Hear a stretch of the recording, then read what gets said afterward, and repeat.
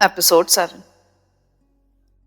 اس کی خوخار نگاہیں اس طرح لہیم شہیم شخص پر مرکوز تھی جیسے وہ اسے کسی خون آشام درندے کی مانند پھاڑ کھانے پر سنجیدگی سے غور کر رہا ہوں۔ اس کے دل میں یہی آئی تھی کہ جیب سے مشین پسٹل نکالے اور ایک ہی وار میں نووارد کا کام تمام کر دے، لیکن پھر اس کے دل نے اسے سمجھایا، نہیں رحمت علی، اب تم ایک ذمہ دار آفیسر ہو۔ میڈم نے تمہاری ذات پر بھرپور اعتماد کا اظہار کیا ہے۔ وہ اپنے دفتر میں کسی ہنگامے کو پسند نہیں کرے گی۔ تمہیں کسی مناسب وقت اور موقع کا انتظار کرنا ہوگا۔ دفتر میں کھلے عام ہنگامہ کرنے پر شاید میڈم بھی تمہاری طرف سے نگاہ التفات پھیر لیں۔ مونیکا اور ستار خان دونوں نے تمہیں یہی سمجھایا تھا کہ میڈم ڈسپلن کے معاملے میں بہت سخت واقع ہوئی ہے، اور ممکن ہے اکرم بھی کسی ایسی حماقت اور جلد بازی کے مظاہرے کے بعد میڈم کی نگاہوں سے گر کر اپنی ملازمت سے ہاتھ دھو بیٹھا ہو۔ تمہیں فی الحال صبر و سکون کا مظاہرہ کرنا ہوگا۔ رحمت نے اپنا نچلا ہونٹ دانتوں تلے سختی سے بھینچ لیا، پھر تیزی سے پلٹ کر اپنے کمرے میں چلا گیا۔ وہ اپنے دل کو تسلی دے رہا تھا کہ ڈیوٹی گارڈ اس شخص سے واقف ہے تو وہ بعد میں بھی اس کا پتہ دریافت کر سکتا تھا اور پچھلا حساب بے باک کر سکتا تھا۔ پھر رحمت نے خود کو مصروف رکھنے کے لیے ایک کاغذ اٹھا کر یوں ہی آڑی ترچھی لکیریں کھینچنی شروع کر دی اور اپنی ملازمت کے پیش نظر خود کو سمجھانے لگا۔ وہ بڑی کوششوں سے اپنے غصے پر قابو پانے میں مصروف تھا کہ دروازہ کھلنے کی آواز آئی۔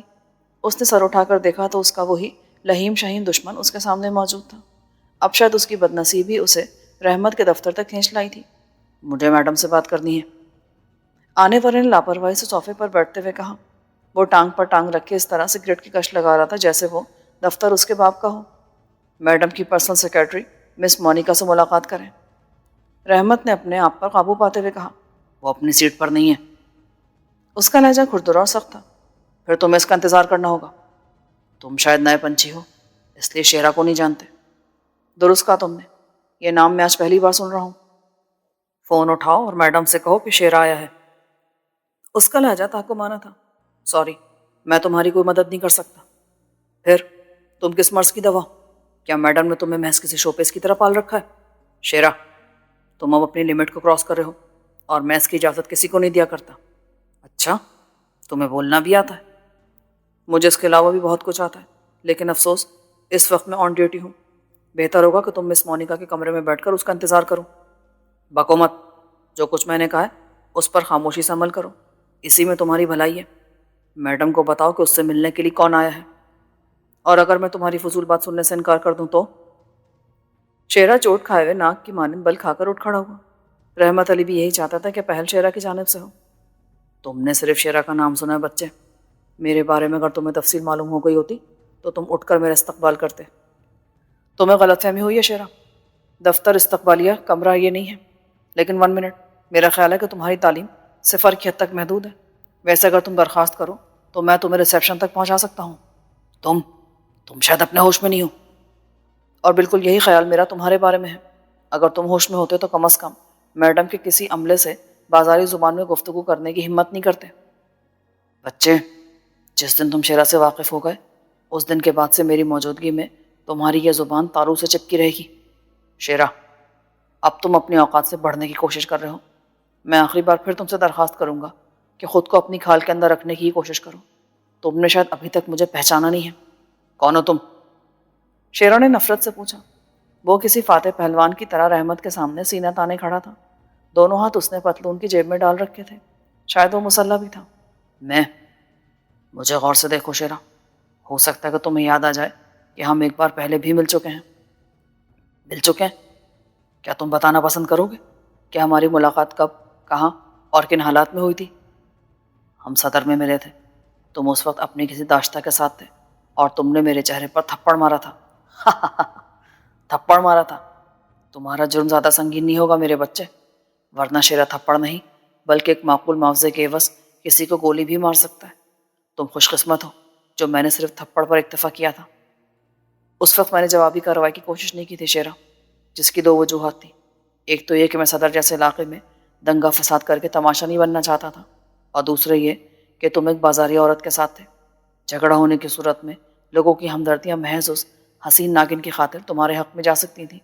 میں ایسی صورتحال میں خاص طور پر اپنی کھوپڑی ٹھنڈی رکھنے کا عادی ہوں، اور یہی ایک فرق ہے جو شریف اور بدماش کی شناخت کے لیے بہت کافی ہے۔ اور نام کیا ہے تیرا؟ خادم کو رحمت علی کہتے ہیں۔ کیا زندگی سے تیرا دل بھر چکا ہے بچے؟ رحمت علی اٹھ کھڑا ہوا۔ بیٹھا رہنے کی صورت میں شیرہ کی جانب سے متوقع حملے کی صورت میں وہ زیادہ بہتر طور پر اپنا دفاع نہیں کر سکتا تھا۔ شیرہ کے ہاتھ جیب میں تھے، جس کا مطلب صاف تھا، بات بڑھ جانے کی صورت میں وہ چاقو یا پھر ریوالور کا ہی سہارا لے سکتا تھا۔ مجھے معلوم ہے شیرہ کہ میں تم سے کسی شرافت کے برتاؤ کی توقع نہیں کر سکتا، لیکن تمہیں پھر بھی یہ باور کرا دینا ضروری سمجھتا ہوں کہ یہ میڈم کا آفس ہے اور میڈم اپنے دفتر میں کسی ہنگامے کو برداشت نہیں کر سکتی۔ او یو ڈرٹی ڈاگ، میڈم نے شاید تجھے زیادہ سر چڑھا رکھا ہے۔ پھر اس کا سیدھا ہاتھ باہر آ گیا جس میں کھٹکے دار چاقو موجود تھا۔ کھٹکا دباتے ہی اس کا خطرناک اور چمکدار پھل باہر نکل آیا تھا۔ آج میں تجھے بتاؤں گا کہ شیرے سے پنگا لینے کا انجام کتنا مہنگا پڑتا ہے۔ شیرہ، میں ایک بار پھر تمہیں شرافت کا مظاہرہ کرنے کی تلقین کروں گا۔ شیرے نے کوئی جواب نہ دیا۔ وہ چاقو کا پھل اس کے پیٹ میں اتارنے کو لپکا ہی تھا، لیکن رحمت علی اپنی جگہ پوری طرح تیار تھا۔ ذرا سے سنبھل کر اس نے پوزیشن بنائی اور شیرہ کے سیدھے ہاتھ کو اپنے بازو اور پسلی کے درمیان لیتے ہوئے پوری شدت سے گھٹنے کی ضرب اس کے پیٹ پہ لگائی۔ پھر جیسے شیرہ چوٹ کھا کر تھوڑا سا جھکا، رحمت علی نے بجلی کی سی صورت سے سیدھا ہاتھ بلند کر کے اس کے ہاتھ پر اتنی شدت سے نپی تلی ضرب لگائی کہ چٹ کی آواز کے ساتھ ہی شیرہ کا سیدھا ہاتھ جھول کر رہ گیا۔ چاقو پہلے ہی جھٹکے میں اس کے ہاتھ سے نکل کر دور جا گرا تھا۔ شیرہ درد سے کرا اٹھا۔ کونی کے پاس سے اس کے سیدھے ہاتھ کی ہڈی غالباً چٹک گئی تھی، لیکن وہ ہار ماننے کو تیار نہیں تھا۔ اس نے بڑی تیزی سے جوابی حملہ کرنے کے لیے خود کو سنبھالا، لیکن اسی لمحے رحمت نے 2 قدم دور ہو کر ایک فلائنگ کک لگائی اور شیرہ کی تھوڑی کی بائیں جانب کی کھال ادھڑ گئی۔ خون کی ایک پتلی سی لکیر اس کی گردن سے ابھر کر سینے تک پھیلتی چلی گئی۔ شیرہ لڑکھڑا گیا اور ٹھیک اسی وقت رحمت کا گھونسا پوری قوت و شدت سے شیرے کے پیٹ پہ پڑا۔ وہ چیختا ہوا دوہرا ہو گیا۔ رحمت نے بالکل مشینی انداز میں اچھل کر کسی کراٹے کے گرینڈ ماسٹر کی طرح پوزیشن تبدیل کی، مگر اس کے دل کی دل میں ہی رہ گئی۔ دفتر کا دروازہ جھٹکے سے کھلا اور 2 مسلح گارڈز رائفلیں تانے اندر آ گئے۔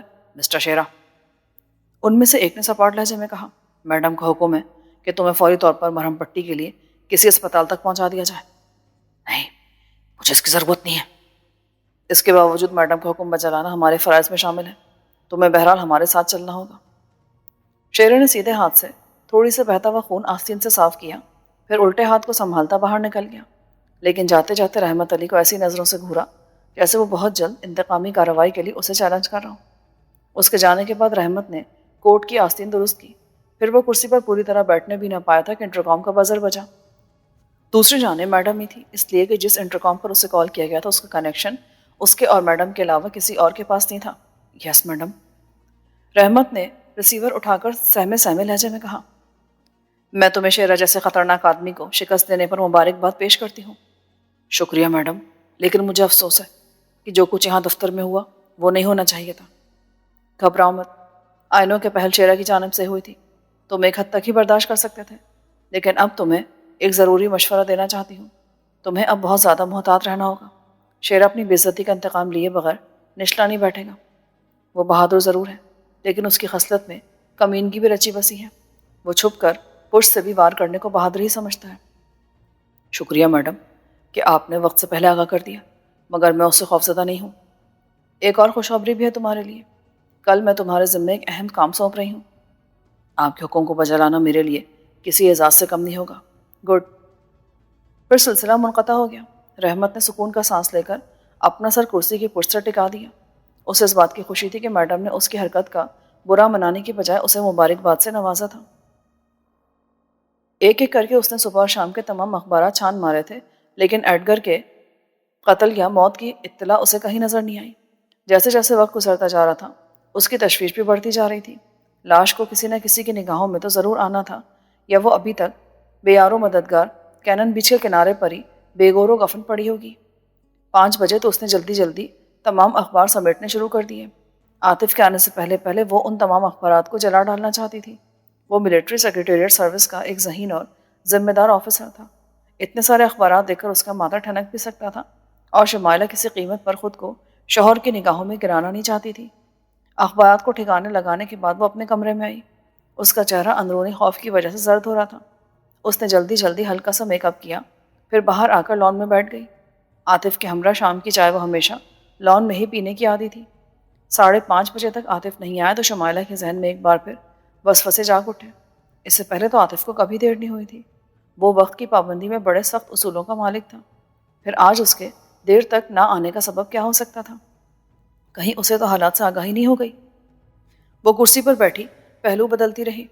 پھر فون کی گھنٹی بجی تو وہ اس طرح چونکی جیسے کوئی بھیانک اور ہولناک خواب دیکھتے دیکھتے اچانک جاگ اٹھی ہو. اس کے قریب ہی بیت کی میز پر رکھے ہوئے ریسیور کو اس نے رڑستے ہاتھوں سے اٹھا لیا. ہیلو.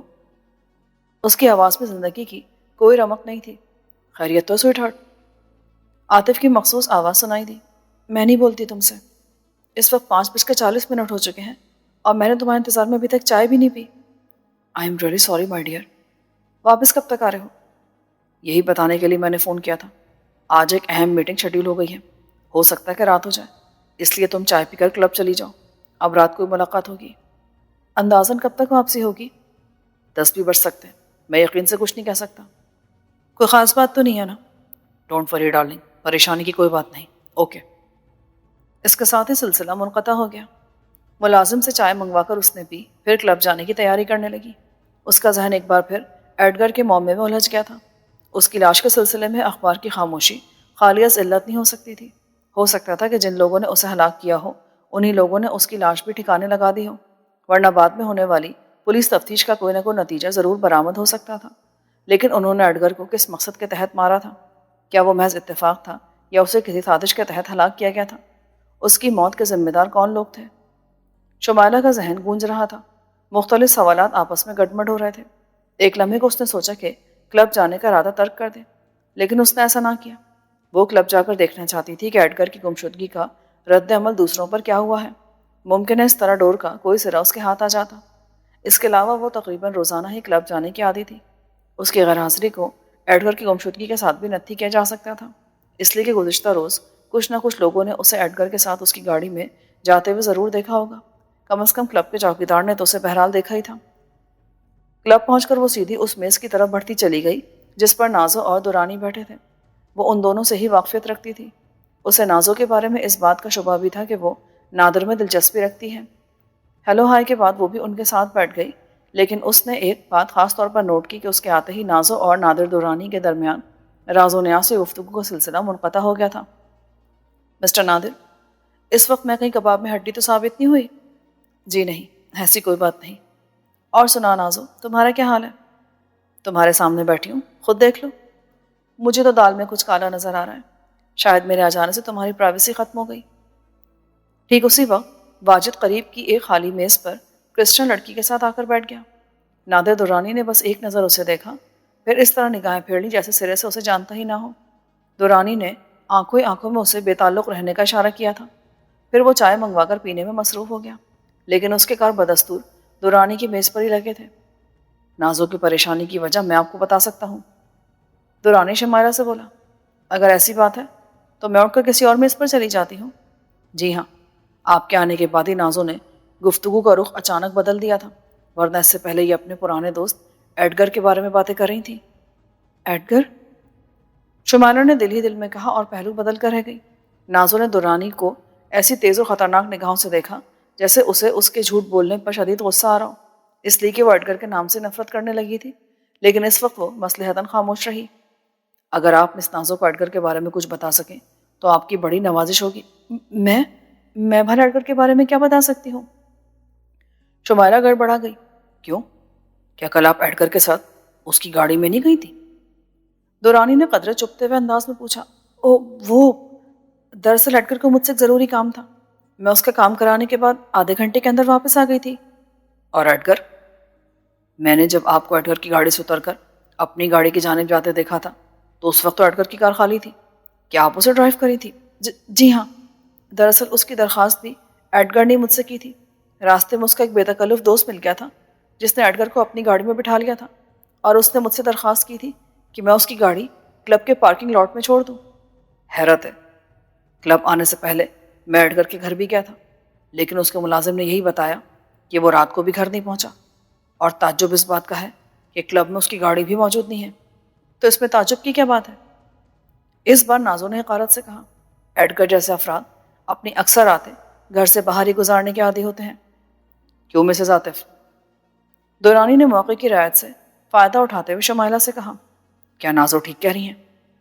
بھلا میں اس سلسلے میں کیا کہہ سکتی ہوں؟ شمائلہ نے بظاہر سکون سے جواب دیا، لیکن اس کے چہرے پر نظر آنے والے تاثرات اس بات کی غمازی کر رہے تھے کہ وہ اندرونی طور پر بہت زیادہ ڈسٹرب ہے۔ واجد کی نگاہیں شمائلہ کے چہرے کے اتار چڑھاؤ کا باقاعدہ جائزہ لے رہی تھیں۔ ایڈگر جیسے لوگوں کا حال تو ضرور رنگین ہوتا ہے، لیکن ان کا مستقبل؟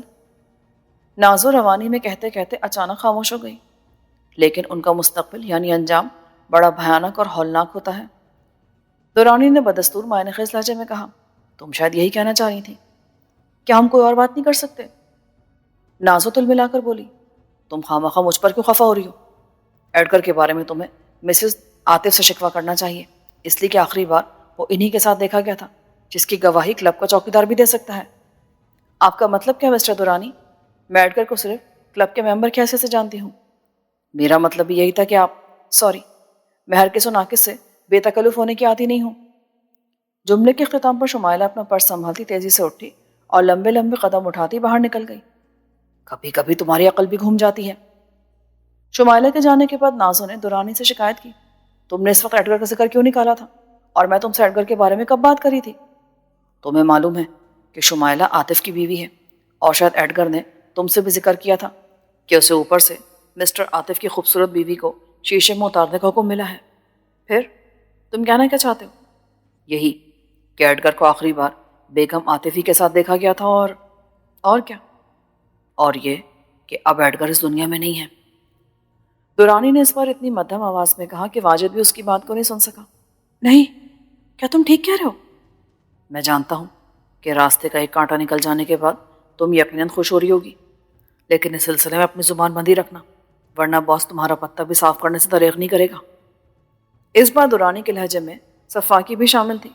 جواب میں نازو کسمسا کے رہ گئی، اور ٹھیک اسی وقت واجد بھی اپنی گرل فرینڈ کے ساتھ اٹھ کھڑا ہوا تھا۔ رات کے 9 بجے کا وقت تھا، ابھی تک عاطف واپس نہیں لوٹا تھا۔ شمائلہ نائٹ سوٹ میں ملبوس اپنے بیڈ روم میں بے چینی سے ٹہل رہی تھی جب فون کی گھنٹی بجی۔ اس نے لپک کر ریسیور اٹھا لیا۔ ہیلو؟ اس کا خیال تھا کہ وہ عاطف کی کال ہوگی، لیکن دوسری طرف سے ایک اجنبی آواز سنائی دی۔ دورانی اور نازو کو کب سے جانتی ہو؟ کون ہو تم؟ تمہارا دشمن، لیکن اگر تم عقل مندی کا مظاہرہ کرو تو تمہارا دوست بھی بن سکتا ہوں۔ دورانی اور نازو بھی میری ہی طرح کلب کے ممبر ہیں، اور کلب کے ممبرز کا آپس سے ملنا جلنا کوئی معیوب بات نہیں ہے۔ اور کسی عاشق سے بیچ پر تنہائی میں ملنا، اسے تم کیا کہو گی بیبی؟ تم چاہتے کیا ہو؟ فی الحال تو میں یہ باور کرانا چاہتا ہوں کہ تم اس وقت میری مٹھی میں ہو۔ پولیس کو ایڈگر کی لاش کی تلاش ہے، اور یہ بات صرف میں جانتا ہوں کہ وہ کہاں چھپائی گئی ہے۔ ویسے پولیس نے اس کی گاڑی کے اسٹیئرنگ سے فنگر پرنٹس حاصل کر لی ہیں، اب انہیں اصل قاتل یا قاتلوں کی تلاش ہے۔ نہیں، میں نے اسے قتل نہیں کیا۔ اس کا فیصلہ عدالت کرے گی کہ تم قاتل ہو یا بے قصور۔ اگر پولیس کو کچھ اور ثبوت بھی فراہم کر دیے گئے تو شاید پھر تمہیں عاطف بھی پھانسی کے پھندے سے بچانے سے قاصر رہے گا۔ اور وہ ثبوت کیا ہو سکتے ہیں؟ تم وہ آخری عورت ہو جو ایڈگر کے ساتھ اس کی گاڑی میں ساحل سمندر پر سیر سپاٹے کی خاطر گئی تھی۔ وہاں تم نے کسی ذاتی وجہ سے ایڈگر کو شوٹ کر کے اپنے راستے سے ہٹا دیا، پھر تم اس کی گاڑی پر ہی جائے واردات سے فرار ہوئی تھی۔ میرے پاس ان افراد کی فہرست بھی ہے جنہوں نے تم کو ایڈگر کے ساتھ جاتے دیکھا تھا، اور وہ مووی بھی محفوظ ہے جس میں تمہیں اور مقتول کو ایک ساتھ ایک دوسرے سے بے تکلف ہوتے دکھایا گیا ہے۔ کیا تم پسند کرو گی کہ یہ تمام شواہد پولیس کے ہاتھ لگ جائیں؟ لیکن میں نے… میری بات غور سے سنو شمائلہ بیگم، جس وقت ایڈگر کے سینے سے خون کا فوارہ ابل رہا تھا تم پرس کھولے بیٹھی تھی۔ کیا پولیس اس لائن پہ غور نہیں کرے گی کہ تم نے مقتول کا پتہ صاف کرتے اسلحے کو پرس میں چھپانے کی کوشش کی تھی؟ یہ غلط ہے، اس وقت میرے پاس کوئی اسلحہ نہیں تھا۔ ٹھیک ہے، اگر تم کو یقین ہے کہ تم خود کو قانون کے شکنجے سے محفوظ رکھ سکتی ہو تو پھر میں تمام ثبوت… نہیں، تم ایسا نہیں کرو گے، میرے ساتھ ساتھ میرے شوہر کی عزت بھی خاک میں مل جائے گی۔ پولیس تم سے یہ سوال بھی ضرور کرے گی کہ تم ایک باوقار شخص کی بیوی ہونے کے باوجود ایڈگر جیسے اوباش مرد کے ساتھ جو اپنے حلقے میں لیڈی کلر کے نام سے فیمس تھا کیا کرنے گئی تھی، اور وہ بھی ایک سنسان و ویران ساحل پر ایڈگر ہی کی گاڑی میں بیٹھ کے۔ تمہاری اطلاع کے لیے عرض کر دوں کہ میرے پاس پوری مووی موجود ہے۔ مجھے یہ بھی علم ہے کہ ایڈگر کی لاش کو کہاں دفن کیا گیا ہے اور اس کی گاڑی کو آخری بار کس نے ڈرائیو کیا تھا۔ تم مجھ سے کیا چاہتے ہو؟ فی الحال میں تم کو یہی مشورہ دوں گا کہ اپنی زبان بند ہی رکھنا۔ ٹھیک ہے، تم جیسا کہو کہ میں ویسے کروں گی، لیکن جب تک میری ہر خواہش کی تکمیل کرتی رہو گی پولیس تمہارا بال بھی باقا نہیں کر سکے گی۔ کیا تم میری بات ماننے پر راضی ہو؟ میرے پاس اس کے سوا کوئی دوسرا راستہ بھی نہیں ہے۔ ایک راستہ ہے، تم خودکشی کر کے تمام واقعات سے چھٹکارا حاصل کر سکتی ہو، مگر میں جانتا ہوں کہ تم ایسا نہیں کرو گی۔ میں تمہیں کہاں مل سکتی ہوں؟ اتنی جلدی اچھی نہیں ہوتی، کچھ دن صبر کرو، پھر میں تم سے کہیں بھی ٹکرا جاؤں گا۔ اور ہاں، آئندہ اس طرح کلب میں بیٹھ کر تم کسی سے ایڈگر کے بارے میں بات نہیں کرو گی۔ مگر ناز اور دورانی؟ ان دونوں کو میرے اوپر چھوڑ دو، ان دونوں کا ریکارڈ بھی ایڈگر سے کچھ کم خراب نہیں ہے۔ جب تک میں نہ چاہوں وہ کسی کے سامنے زبان کھولنے کی جرات نہیں کریں گے۔ ایک بات پوچھ سکتی ہوں؟ پوچھو۔ تم میری مدد کیوں کر رہے ہو؟ کہ تم… میں تمہارا مطلب سمجھ رہا ہوں۔ فی الحال اتنا سمجھ لو کہ میں ایڈگر کی طرح صرف تمہارے حسن کا پجاری نہیں ہوں۔ تمہیں میرے ہر اشارے پر بلا کسی چوچرا کے عمل کرنا ہوگا، کیا سمجھی میں بھی؟ پھر شمائلہ ہیلو ہیلو کرتی رہ گئی، لیکن دوسری طرف سے سلسلہ منقطع کر دیا گیا۔ شمائلہ کے چہرے پر خوف و ہراس کے ہولناک سائل ارس رہے تھے۔ ریسیور کرڈل پر واپس رکھنے کے بعد وہ کسی زندہ لاش کی طرح بستر پر گر گئی۔ بظاہر وہ مستطیل شکل کا ایک گفٹ پیک ہی نظر آ رہا تھا، جس پر پوری طرح حفاظتی طریقے سے سیل بند کیا گیا تھا۔ پیکٹ کے اوپر کسی کا نام یا پیغام ٹائپ کی کوئی چیز نہ تھی۔ میڈم برلاس نے پیکٹ اس کے حوالے کرتے وقت کہا تھا، تمہیں یہ پیکٹ رات ٹھیک 11:30 بجے کورنگی کریک پہنچ کر ماچی گوٹ پر ایک مخصوص شخص تک پہنچانا ہے۔ اس کی شناخت کیا ہوگی؟ تمہیں اس کی ضرورت پیش نہیں آئے گی، وہ سرخ رنگ کی کار میں وہاں پہلے سے ہی موجود ہوگا۔ اس پیکٹ میں ہمارے بزنس سے متعلق کچھ اہم دستاویزات موجود ہیں، جو اگر کسی دشمن کے ہاتھ لگ گئیں تو ہماری کاروباری ساکھ پر اس کا بہت برا اثر پڑے گا۔ آپ فکر نہ کریں میڈم، میری زندگی میں ایسا نہیں ہو سکے گا۔ کیا ہمارا مطلوبہ شخص اس پیکٹ کی کوئی رسید دے گا مجھے؟ رحمت علی نے سنجیدگی سے پوچھا۔ میرا مطلب ہے کہ ماچی گوٹ پر اگر ایک وقت میں 2 سرخ رنگ کی… میں تمہارا مطلب سمجھ رہی ہوں۔ جس آدمی کے حوالے تم یہ پیکٹ کرو گے وہ تمہیں اس کی وصولی کی ایک مخصوص نشانی دے گا جسے تم مجھ تک پہنچاؤ گے، لیکن اس بات کا سختی سے خیال رہے کہ اس کی اطلاع کسی تیسرے شخص کو نہیں ہونی چاہیے۔ آپ مجھ پر آنکھ بند کر کے بھروسہ کر سکتی ہیں میڈم۔ گڈ۔ پھر وہ وہاں سے میڈم کا اشارہ پا کر اٹھ گیا تھا۔ اس وقت رات کے 11:15 کا عمل تھا اور اس کی مخصوص کار کورنگی کریک کے سمت جانے والی سڑک پر فراٹے بھر رہی تھی۔ ٹریفک کچھ زیادہ نہیں تھا، اس لیے تیز رفتاری کسی حادثے کا سبب نہیں بن سکتی تھی۔ راستے میں 2-3 مقامات پر پولیس کی پیٹرولنگ کار اور موٹر سائیکل پر سوار پولیس والوں نے گاڑی کی تفصیلی تلاشی بھی لی۔ گفٹ پیک کے بارے میں اس سے سرسری طور پر ایک آدھ بار پوچھا گیا۔ اس نے جواب میں یہی کہا تھا کہ وہ پیکٹ اسے ایئر بیس پہنچ کر اپنے زیر تربیت آفیسر تک پہنچانا ہے، جس کے اندر ایک تحفہ موجود ہے۔ پولیس والوں نے اس پر کوئی خاص توجہ نہیں دی تھی، بلکہ انہوں نے ڈیش بورڈ وغیرہ کی تفصیلی تلاشی بھی لی تھی۔ ان دنوں چونکہ تخریب کاری کے واقعات رونما ہو رہے تھے اور کئی اہم مقامات پر بم کے دھماکے ہو چکے تھے، اس لیے پولیس کو چوکس رہنے کے احکامات تھے۔ بہرحال رحمت علی اس وقت چونکہ 3 پیس سوٹ میں ایک صاحب حیثیت آدمی نظر آ رہا تھا، اس لیے پولیس والوں نے اسے بہت زیادہ قریدنے یا چھان بین کرنے کی ضرورت محسوس نہیں کی تھی۔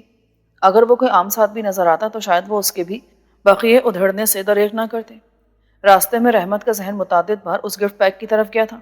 اسے بظاہر اس کی اہمیت کا اندازہ نہیں تھا، لیکن اس نے یہ ضرور سوچا تھا کہ آخر اس مختصر سے پیکٹ میں ایسی کون سی اہم دستاویز ہو سکتی ہے جو مخالفین کے ہاتھ لگ جانے کی صورت میں برلاس انٹرپرائزز کو نقصان پہنچ سکتا تھا۔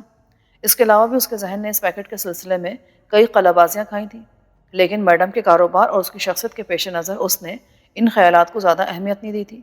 یوں بھی اسے صرف آم کھانے سے غرض تھی، پیڑ گننے کی اس نے کوئی خاص ضرورت محسوس نہیں کی تھی، اور اگر اس کا خیال درست تھا تو بھلا اپنے پرانے ملازموں کی موجودگی میں میڈم ایک نئے ملازم پر اتنے اعتماد کا اظہار کبھی نہیں کر سکتی تھی۔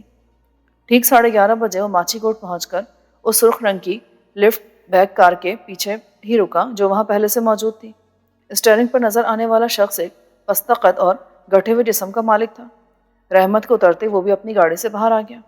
رحمت کے اندازے کے مطابق وہ شخص اچھے قماش کا نہیں لگ رہا تھا، لیکن اسے ان باتوں سے کوئی سروکار نہیں تھا۔ کس سے ملنا ہے تمہیں؟ پستہ قد آدمی نے تیزی سے اس کے قریب آتے ہوئے پوچھا۔ اس سرخ گاڑی کا مالک کون ہے؟ میرے پاس وقت کم ہے، کیا تمہیں میڈم برلاس نے بھیجا ہے؟ ہاں۔ پھر تمہیں وہ گفٹ پیک میرے حوالے کرنا ہے، چلو جلدی کرو۔ رحمت نے ایک لمحے کو سوچا، پھر گفٹ اٹھا کر اس کے حوالے کر دیا۔ پستہ قد آدمی کی نگاہوں میں ایک مخصوص چمک ابھری تھی۔ پھر اس نے جیب سے 10 روپے کا نوٹ نکالا اور نہایت احتیاط سے طے کرنے کے بعد اس کے 2 برابر ٹکڑے کیے۔ پھر ایک رحمت علی کی سمت بڑھاتے ہوئے بولا، اسے حفاظت سے رکھ لو، میڈم کو اس نشانی کا بڑی شدت سے انتظار ہوگا۔ پھر وہ کوئی جواب سنے بغیر تیزی سے پلٹا۔ اس نے اپنی گاڑی سٹارٹ کرنے میں بھی بڑی عجلت کا مظاہرہ کیا تھا۔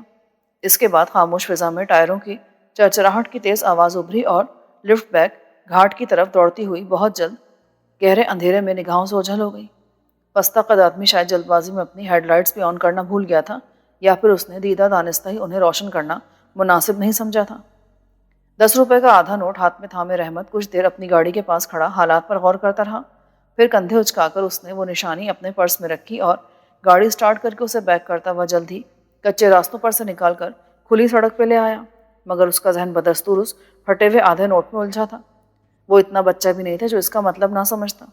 راجو اور بابر کی زبانی وہ اکثر لین دین کے اس خفیہ طریقے کے بارے میں متعدد واقعات سن چکا تھا۔ پھر اس کے ذہن میں خیال تیزی سے ابھرا، وہ گفٹ پیک اگر میڈم کے کہنے کے مطابق ضروری دستاویزی تھی تو اس پھٹے ہوئے آدھے نوٹ کو کس کھاتے میں فٹ کیا جا سکتا تھا؟ وہ انہی خیالات میں گم تھا کہ اچانک اسے پشت کی طرف سے آنے والی دوسری گاڑی کا احساس ہوا۔ وہ پچھلے موڑ سے دوسری روڈ گھوم کر اس کے پیچھے پیچھے آ رہی تھی۔ تعقب۔ رحمت علی کے اندر کا محتاط اور ٹرینڈ انسان پوری طرح بیدار ہو گیا، لیکن اس نے جلد بازی کا مظاہرہ نہیں کیا۔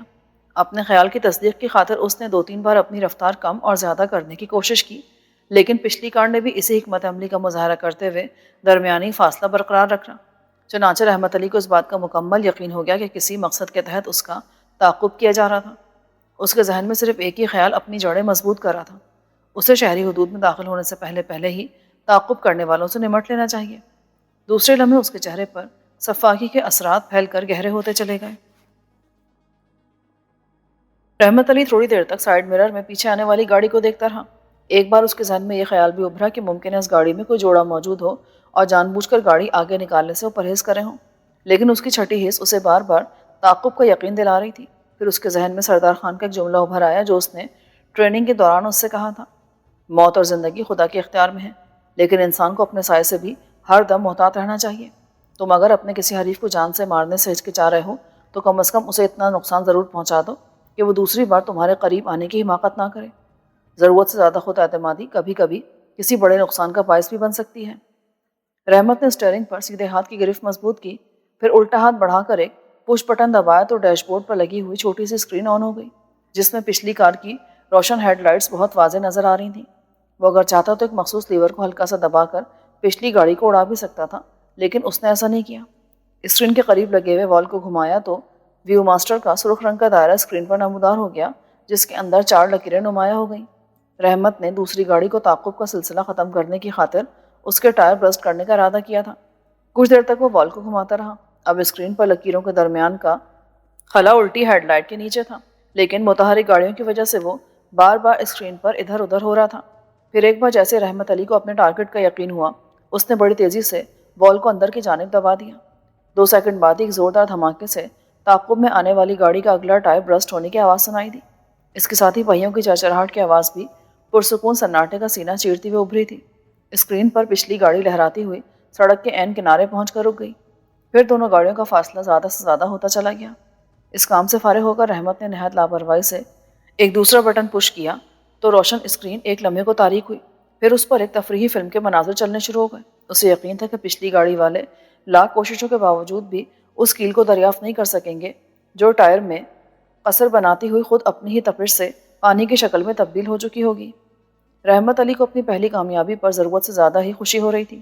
کل تک وہ جھلملاتی کاروں کو صرف دور سے ہی دیکھا کرتا تھا، لیکن آج نہ صرف ٹھاٹ باٹ سے گاڑی میں سفر کرنے کے قابل ہو چکا تھا، بلکہ گاڑی میں بیٹھے بیٹھے ہی اپنے کسی دشمن کو ناقابل تلافی نقصان بھی پہنچا سکتا تھا۔ رات تقریباً 1 بجے وہ گھر پہنچا تو گیٹ کے چوکیدار نے تیزی سے لپک کر پھاٹک کھولا۔ وہ چوکیدار کو گردن کے مخصوص اشارے سے سلام کا جواب دیتا گاڑی کو روش پر گھماتا پورٹیکو تک آیا، انجن بند کر کے اترا۔ پھر اس نے بنگلے کے صدر دروازے کی بیل بجانے کی کوشش کی ہی تھی کہ دروازہ خود بخود کھل گیا۔ سامنے عذرا موجود تھی۔ وہ بیوی کو محبت بھری نظروں سے دیکھتا ہوا لاؤنج میں آ کر بیٹھا اور جوتے اتارنے لگا۔ سچ بتا رحمت ہے، تو اس وقت کہاں سے آ رہا ہے؟ ایک ضروری کام سے کیا تھا؟ ایسا کا ضروری کام تھا جو تو اتنی رات کا نپٹا کے آ رہا ہے؟ تو نہیں سمجھتی میری جان، ملازمت میں تنخواہ جتنی زیادہ ہو کام بھی اتنا ہی ہوتا ہے۔ وہ جوتا اتارتے ہوئے بولا، اور پھر پرائیویٹ ملازم کی تو 24 گھنٹے کی ڈیوٹی ہوتی ہے۔ تجھے میری جان کی قسم سچ سچ بتا دے، کہیں تو نے بھی تو چاروں طرف ہاتھ پیر مارنے شروع نہیں کر دیے؟ عذرا نے اس کا ہاتھ پکڑ کر اپنے سر پہ رکھتے ہوئے کہا، کیسی دیوانوں جیسی باتیں کر رہی ہے؟ تجھے تو خوش ہونا چاہیے، کہ اللہ نے ہمارے دن بھی پھیر دیے۔ رحمت علی کوٹ اتار کر ٹائی کی گرہ ڈھیلی کرتا اپنی خوابگاہ کی طرف بڑھا۔ میری ایک بات کان کھول کر سن لے رحمت ہے، اگر تو نے کسی غلط راستے پر قدم اٹھانے کی کوشش کی نا تو میں بابر کی بیوی کی طرح زندہ رہ کر سینہ کو بھی نہیں کروں گی، پھر اس سے پہلے کچھ کھا کر اپنا قصہ پاک کر لوں گی۔ پھر فرزانہ کی شادی کون کرے گا؟ اکبر کے سر پر سہرا سجانے کی خوشی کون منائے گا؟ تو شاید مجھے مذاق میں ٹالنے کی کوشش کر رہا ہے۔ وہ دماغ چل گیا ہے تیرا، کیا یہ باتیں صبح نہیں ہو سکتی؟ نہیں، صبح اٹھتی تو بچوں کے لاڈ پیار میں لگ جائے گا اور پھر کوٹ پتلون پہن کر بڑا لاٹ صاحب بن کے دفتر چلا جائے گا۔ پھر کیا مشورہ ہے تیرا؟ کیا ملازمت چھوڑ کر کسی فٹ پاتھ پر بیٹھ کر بھیک مانگنی شروع کر دوں؟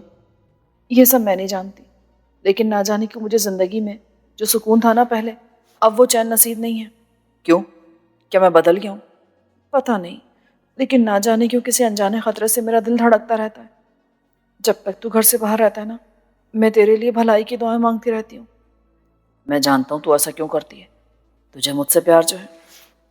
اچھا ایک وعدہ کر رحمت ہے، آئندہ تو کبھی رات کے 10 بجے کے بعد گھر سے باہر نہیں رہے گا۔ کیوں؟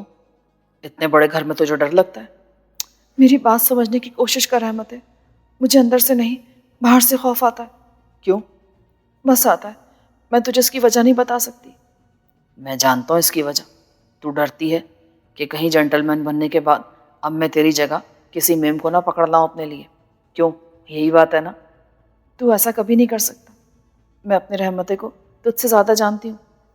کیا بھوکا سلانے کا ارادہ ہے اور کچھ کھانے وانے کو پوچھے گی کہ نہیں؟ اتنی دیر میں تو کپڑے بدل لے، میں چٹ گئی اور پٹ لائی تیرے لیے کھانا۔ پھر کھانے کے دوران ادھر ادھر کی باتیں ہوتی رہیں۔ اس کے بعد عذرا نے کہا، میری ایک بات مانے گا؟ وہ کیا؟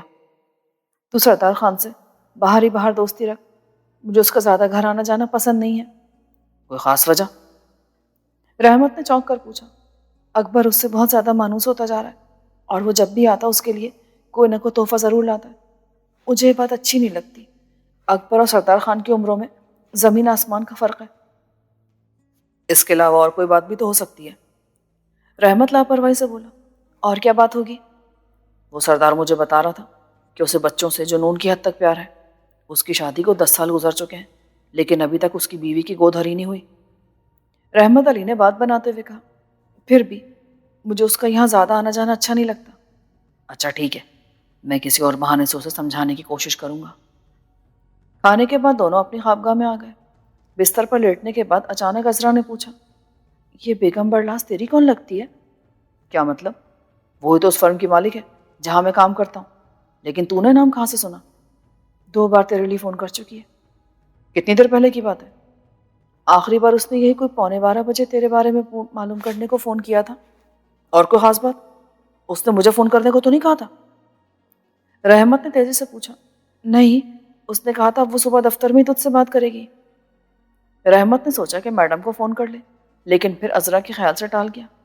ایک بات تو بتا، یہ تیری میڈم ہے کیسی؟ بڑی خوبصورت، بڑی حسین، بالکل تازے گلاب کی طرح۔